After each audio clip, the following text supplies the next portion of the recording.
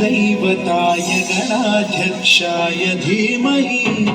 गुणशरीराय गुणमण्डिताय गुणेशानाय धीमहि गुणातीताय गुणाधीशाय गुणप्रविष्टाय धीमहि एकदन्ताय वक्रतुण्डाय गौरीतनयाय धीमहि गजेशानाय भालचन्द्राय श्रीगणेशाय धीमहि एकदन्ताय वक्रतुण्डाय गौरीतनयाय धीमहि गजेशानाय भालचन्द्राय श्रीगणेशाय धीमहि गानचतुराय गानप्राणाय गानान्तरात्मने गानोत्सुकाय गानमत्ताय गानोत्सुकमनसे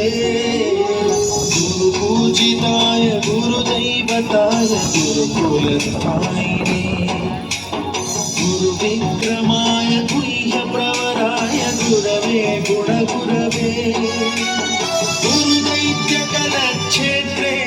गुरुदैव सदाराध्याय गुरुपुत्र परित्रात्रे गुरुपाखण्डखण्डकाय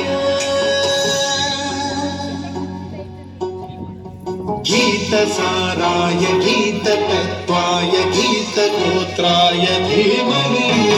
गूढगुल्फाय गन्धमत्ताय गोजयप्रदाय धीमहि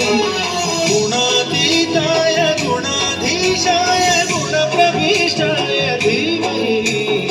एकदन्ताय वक्रतुण्डाय गौरीतनयाय धीमहि गजेशानाय बालचन्द्राय श्रीगणेशाय धीमहि